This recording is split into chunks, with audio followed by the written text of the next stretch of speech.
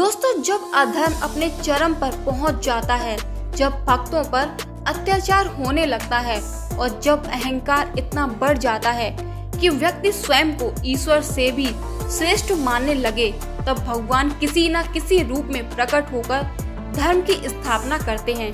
ऐसा ही हुआ जब हिरण्यकश्यप के अहंकार और अत्याचारों से पृथ्वी कांप उठी। अपने प्रिय भक्त प्रहलाद की रक्षा और अधर्म के अंत के लिए भगवान विष्णु ने ऐसा रूप धारण किया जो ना पहले कभी देखा गया था, ना ही उसके बाद कभी देखा गया होगा। नमस्कार दोस्तों, स्वागत है आपका हमारे चैनल सौम्या भक्ति टॉक्स में। अपने भक्त प्रहलाद के बारे में तो सुना ही होगा, लेकिन क्या आप ये जानते हैं कि भगवान विष्णु ने नरसिंह अवतार क्यों लिया?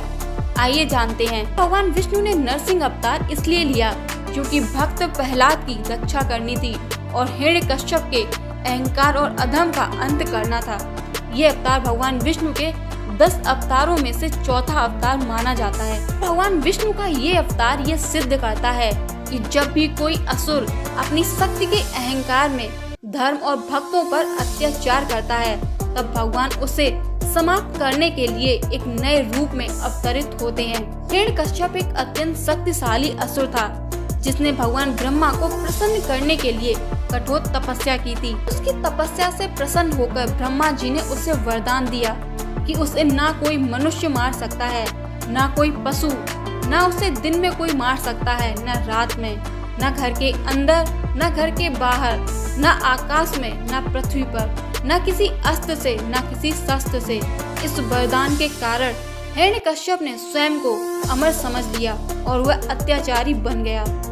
उसने अपने राज्य में भगवान विष्णु की पूजा बंद करवा दी और सभी को केवल अपनी पूजा करने का आदेश दिया। लेकिन उसके अपने ही पुत्र प्रहलाद ने बचपन से ही भगवान विष्णु की भक्ति को अपना जीवन बना लिया था।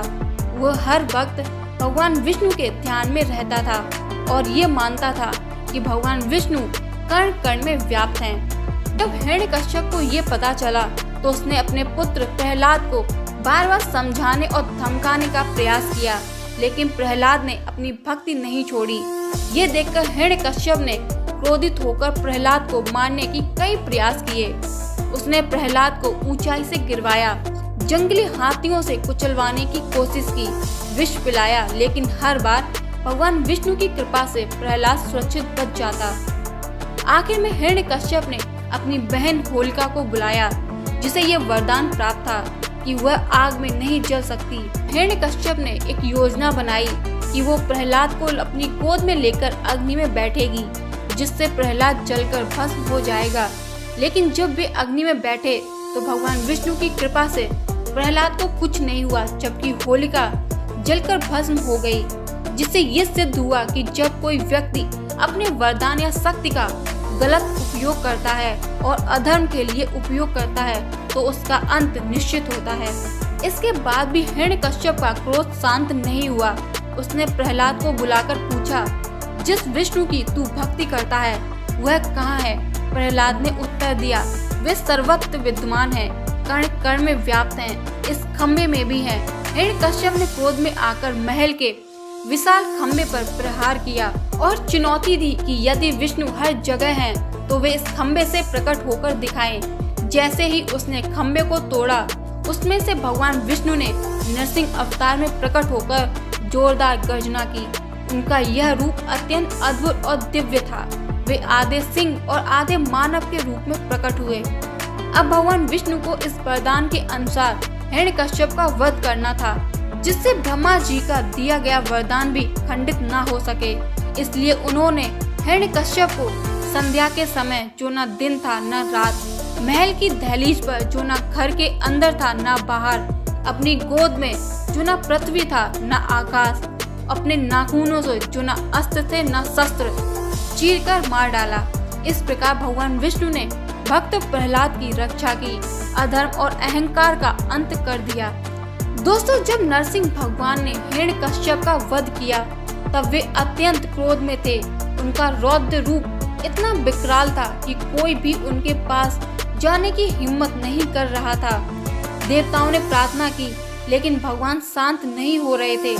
तब स्वयं भक्त प्रहलाद ने उनके चरणों में गिरकर विनती की प्रहलाद की भक्ति से प्रसन्न होकर भगवान विष्णु ने उन्हें आशीर्वाद दिया और अपना क्रोध शांत किया। भगवान नरसिंह का ये अवतार ये सिद्ध करता है कि भगवान अपने भक्तों की रक्षा के लिए किसी भी सीमा को पार कर सकते हैं। जब अधर्मी और अहंकारी व्यक्ति धर्म का अपमान करता है और निर्दोषों पर अत्याचार करता है, तब भगवान स्वयं अवतरित होकर उसे दंडित करते हैं।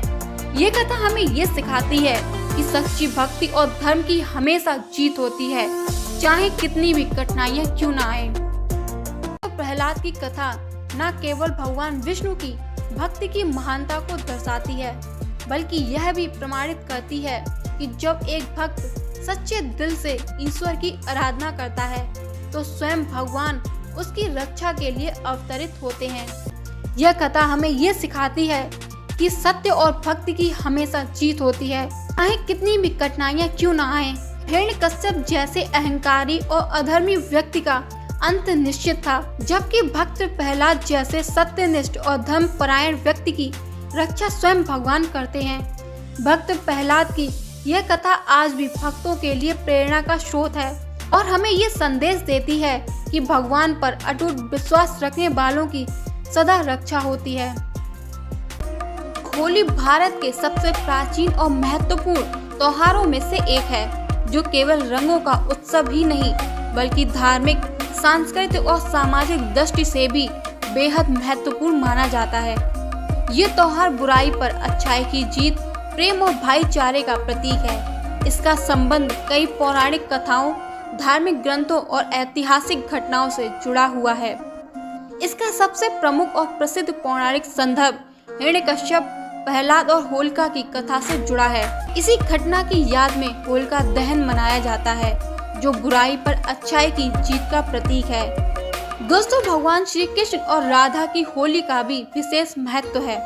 मान्यता है कि बाल्यकाल में भगवान श्री कृष्ण अपनी गोरियों और गोपियों के साथ रंगों से होली खेलते थे। कहा जाता है कि कृष्ण के गहरे रंग को लेकर वे चिंतित रहते थे और माता यशोदा ने उन्हें राधा पर रंग लगाने की सलाह दी थी। तभी से होली प्रेम और आनंद का त्योहार बन गया। विशेष रूप से मथुरा, वृंदावन और बनारस में लठमार होली बहुत प्रसिद्ध है, जहां महिलाएं पुरुषों को लाठियों से मारती हैं और पुरुष ढाल से लेकर खुद को बचाते हैं।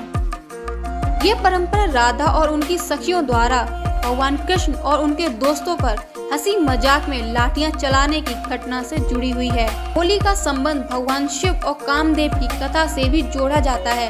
कहा जाता है कि माता पार्वती भगवान शिव को पति रूप में प्राप्त करने के लिए घोर तपस्या कर रही थीं, लेकिन भगवान शिव समाधि में लीन थे। तब देवताओं ने कामदेव को भेजकर भगवान शिव की समाधि भंग करने का आदेश दिया। कामदेव ने अपना प्रेम बाण चलाया, जिससे भगवान शिव की ध्यान अवस्था भंग हो गई। लेकिन भगवान शिव ने क्रोधित होकर अपनी तीसरी आंख खोल दी और कामदेव जलकर भस्म हो गए। बाद में माता पार्वती की प्रार्थना पर भगवान शिव ने कामदेव को पुनर्जीवित किया, लेकिन वे केवल मानसिक रूप में मौजूद थे। इस घटना की याद में होली मनाई जाती है, जिसे मदन उत्सव भी कहा जाता है।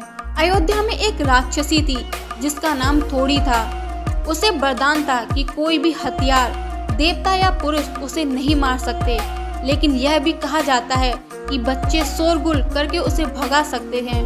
तो जब होली का समय आया तब सभी बच्चे रंग खेलते हुए हो हल्ला मचाने लगे और उन्होंने थोड़ी को मार भगाया। इस घटना की याद में भी आज सभी बच्चे होली पर शोरगुल और हंसी मजाक करते हैं। होलिका दहन ये संदेश देता है कि अधर्म और अहंकार की हमेशा हार होती है और ईश्वर के भक्तों की रक्षा होती है।